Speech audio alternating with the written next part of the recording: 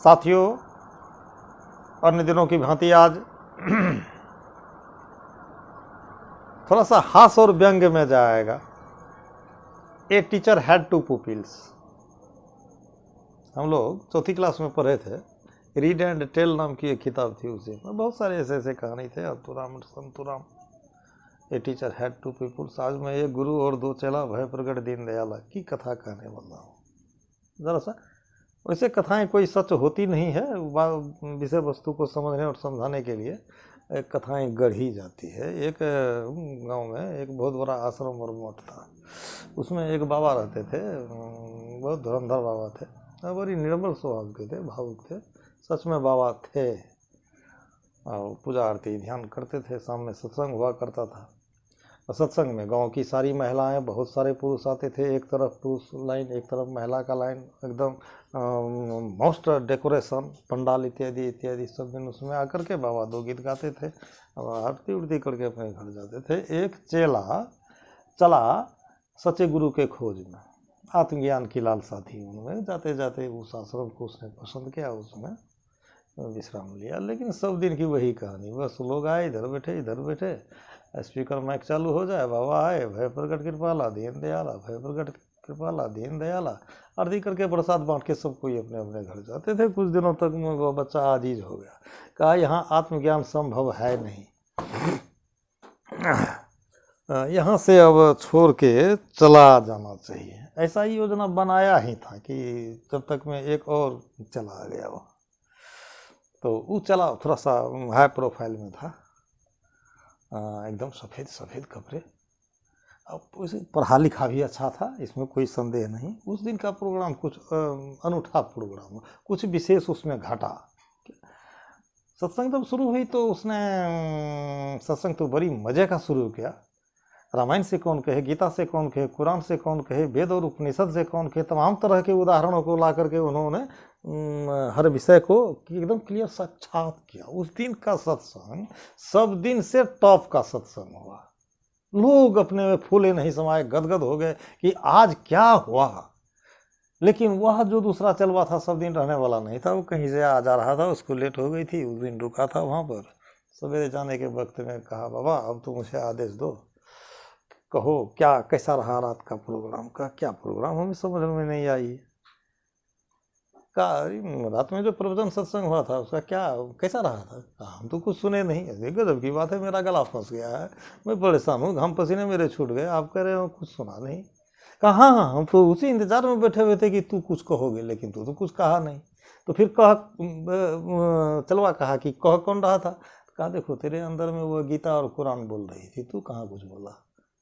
यही है सदगुरु कबीर का ज्ञान। साखी लाया मांग के इत उत अक्षर काट, कहे कबीर कबलों जिया झूठी पत्तल चाट। मनुष्य किताबें क्यों होती है? किताब एक महापुरुषों का दिया हुआ संदेश है।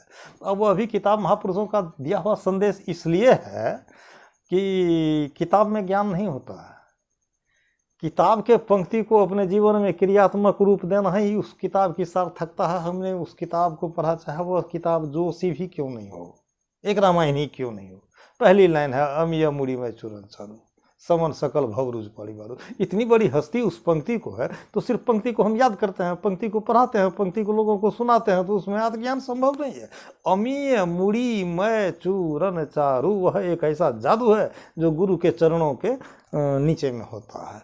तो प्राप्त वैसे होगा, उनकी सेवा करना पड़ेगा, उसके लिए आपको त्याग तपस्या और बलिदान देना होगा, अपने आप को न्योछावर हो जाना होगा। तो फिर तो है वह समन सकल भवरुज परिवारू। अच्छा, तो चलिए आइए, कहने का अर्थ है कि किताब। कबीर ने अपने साहित्य में साखी संग्रह में एक पंक्ति गई, पोथी पढ़ी पढ़ी जग मुवे, पंडित भय नहीं कोई, ढाई आखर प्रेम के पढ़े सुपंडित हो। किताबें तो बहुत बहुत मोटी मोटी किताबें आज है। अच्छा, एक चीज़ और मैं आपको बताता हूँ, कवियों की यह कला है। महाभारत, जिसका नाम महाभारत सुनते हैं, शायद 700-800 पन्नों में महाभारत की पुस्तक है आज। लेकिन प्रारंभ में जिस दिन महाभारत हुआ था, उस किताब में मात्र 64 पेज था और उस किताब का नाम था जय। आए जैसे जैसे विद्वान उसको नमराहा के इतना बड़ा किए, उसका नाम रख दिया भारत, जो इतनी मोटी पुस्तक थी। और अभी अभी आज के डेट में वह इतनी मोटी पुस्तक है। तो जैसे जैसे आते जाएंगे विद्वान, उसका संपादन होता जाएगा, किताबें बढ़ती चली जाएगी। वैसे दो चार पंक्तियों का सार है रामायण, जो इतनी मोटी है। कहने का अर्थ ये है, अच्छा उस किताबों का भी अर्थ हम अपने अनुकूल लिया है। क्या लिया है? हमें जो बातें पसंद आई है वैसा हमने उसका अर्थ किया है। ये संतों की मूल पंक्ति जो है ना, उसका अनुवाद हम अपने अनुकूल किए हैं। अब जैसे मान लीजिए हमको एक तिब्बतियन से मुलाकात हुई कभी नोएडा में, उसका वो तो पड़ोस में रहने वाला था, उसका नाम था एल टी लपचा।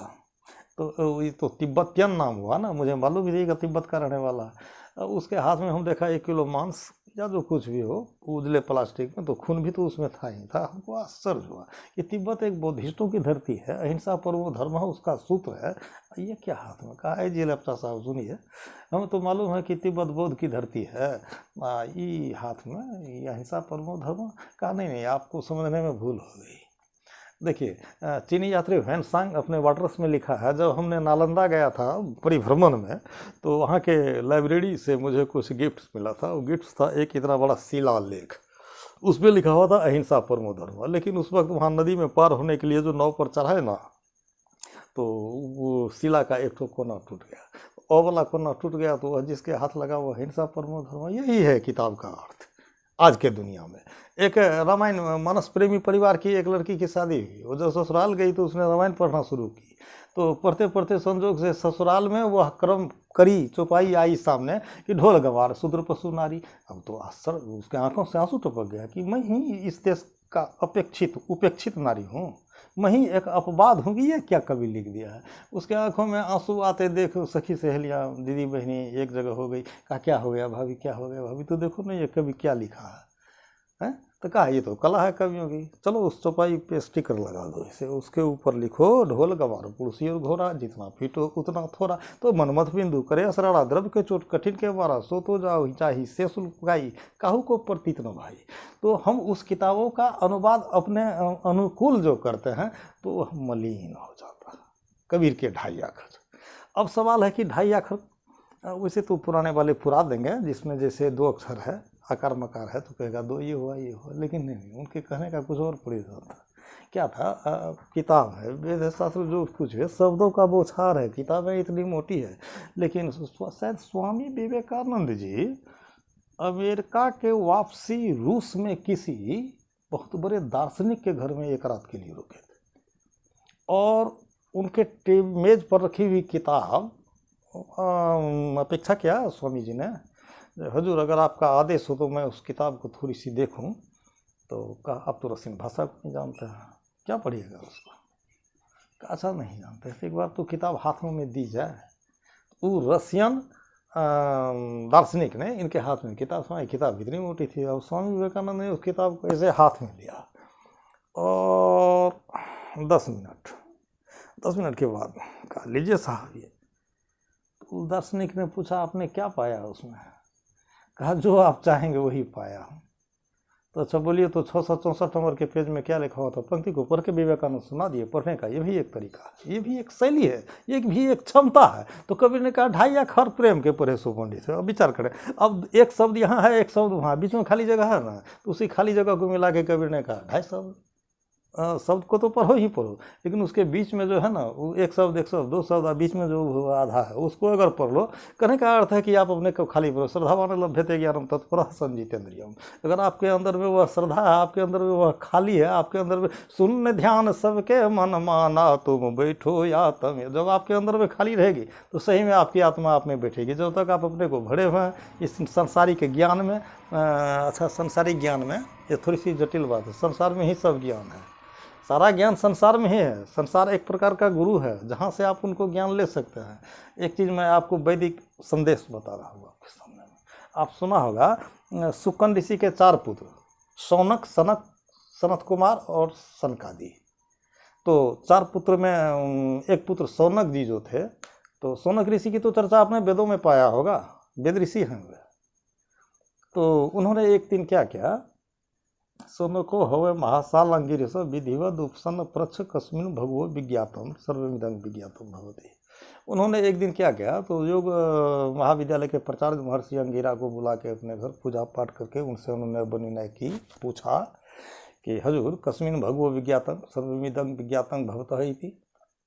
वह कौन सी विद्या है प्रभु जिसको जान लेने के बाद जानने के लिए कुछ बाकी न रह जाए। तो आश्चर्य में पड़ गए अंगिरा जी, ये क्या प्रश्न पूछ रहा है। आखिर अंगिरा थे, विदृषि थे, ब्रह्मऋषि थे। कहा देखो जी, द्वे विद्ये व्यतीतव्यमिति है उसमें यदि ब्रह्म विदो वदंती पराचय व अपराचय। ब्रह्मज्ञानी लोग बोले हैं कि दो ही प्रकार की विद्या है, एक अपरा विद्या एक परा विद्या। तो ये कहा तो अपरा, फिर अपरा विद्या किसे कहते हैं। कहा देखो जी, ऋग्वेद, सामवेद, यजुर्वेद, छंदवेद, शिक्षा वेद, कल्प वेद, निरुक्त वेद, ज्योतिषम इति जो कुछ भी है ये सारी अपराय विद्या है। अब इनको पढ़ करके आप जीवन जीना सीख लो, समाज में जीना सीख लो, परिवार में जीना सीख लो, देशभक्ति सीख लो, देश प्रेम सीख लो, सब कुछ सीख लो। लेकिन प्रश्न तो उनका था जिसको पढ़ने के बाद और कुछ पढ़ना न पड़े। तो कहा अथ पर आया, फिर पढ़ा विद्या किसको कहते हैं। कहते तद अक्षरम अधिगम्य थे, वह जो तुम्हारे अंदर में एक प्राण पुरुष है उसको पढ़ लो। पढ़ने के लिए सब कुछ बाकी, कोई बाकी नहीं रहेगा। तो यही है सज्जनों, घुमा फिरा के मेरे कहने का अर्थ है कि अपने ही अंतर के ज्ञान को पढ़ना, यही एक सच्ची पढ़ाई है। अगर किताब है तो किताबों से मैं एक संदेश है, वो मैसेज है वो, और मैसेज को करो। जैसा किताब में निर्देश है वैसा आप करो तो पाओगे, नहीं करो तो पढ़ते रह जाओगे। इससे पोथी पढ़ी जगो, आप पंडित भैरे को एक आखर पीव के